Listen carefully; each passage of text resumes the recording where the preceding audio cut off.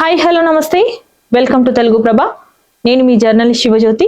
So ఈరోజు మనం తెలుగు ప్రభ news పేపర్లోని ముఖ్యాంశాలు చూద్దాం.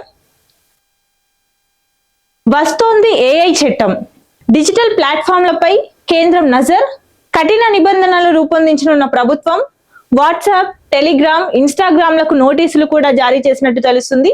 పిల్లల లైంగిక వేధింపుల ప్రకటనలపై మెటాకు వార్నింగ్ ఇచ్చినట్టు కూడా తెలుస్తుంది. మ్యూస్ ఇమేజ్ ఫ్యూచర్ ను తొలగిస్తున్నట్లు మెటా ప్రకటించింది. దీంతో వ్యక్తిగత గోప్యత, పారదర్శకతను కాపాడేందుకు నిరంతర నిఘా అవసరం అంటున్న నిపుణులు. వాట్సాప్ యూజర్ నేమ్ ఫీచర్ పై ఐటీ మంత్రిత్వ శాఖ ఆందోళన వ్యక్తం చేసింది. మెటా మ్యూస్ ఏఐ ఉపసంహరణ, ఇన్స్టాగ్రామ్ లోని పబ్లిక్ అకౌంట్ల డేటాను వాడుకొని ఏఐ చిత్రాలను రూపొందించేలా మెటా సంస్థ సరికొత్తగా తీసుకొచ్చిన మ్యూస్ ఇమేజెస్ పై ప్రపంచవ్యాప్తంగా ఆందోళనలు వ్యక్తమవుతున్నాయి.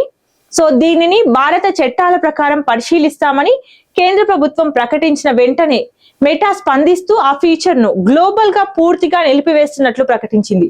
ఈ ఫీచర్ ఆశించిన లక్ష్యాన్ని చేరుకోలేదనే ఫీడ్బ్యాక్ వచ్చింది, అందుకే దీనిని తొలగిస్తున్నామంటూ కూడా మెటా పేర్కొంది.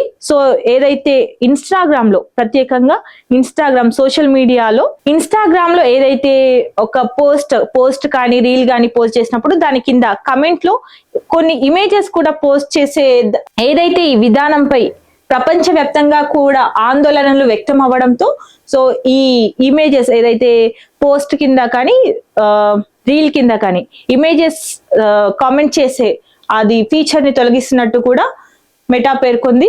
ఇక్కడ చూసుకుంటే గగన్యాన్ దిశగా ఇస్రో మరో అడుగు వేస్తుంది.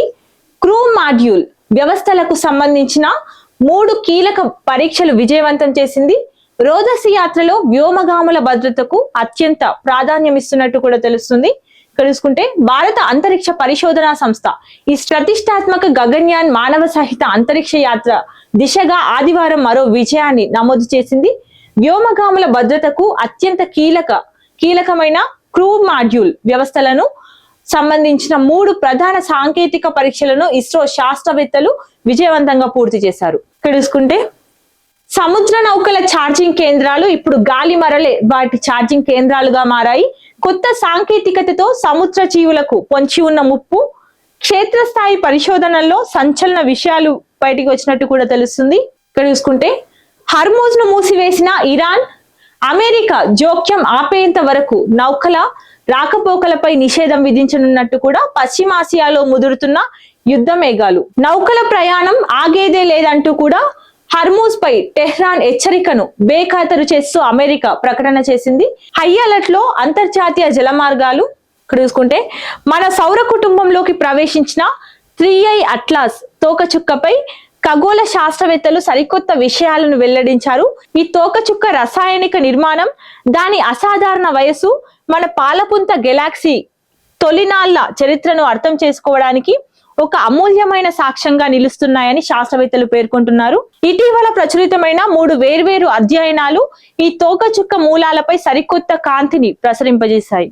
హైటెక్ డ్రగ్స్ దందా, కొత్త ఎత్తుగడలతో ముఠాల విస్తరణ, కొరియర్లు, ఈ కామర్స్, సోషల్ మీడియా వేదికగా మాదక ద్రవ్యాలు సరఫరా చేస్తున్నట్టు కూడా తెలుస్తుంది.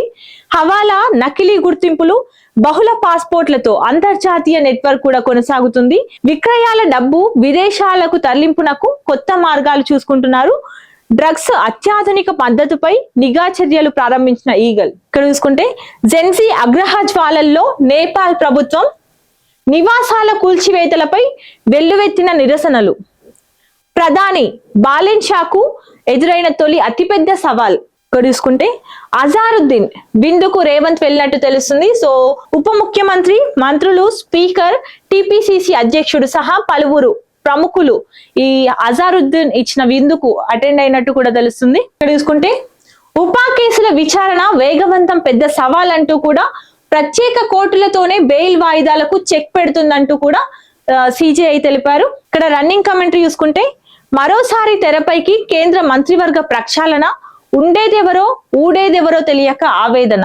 ఉప ప్రధానిగా అవునా అమిత్ షా, వారసత్వ గుర్తుగా వచ్చునేమో బహుశా.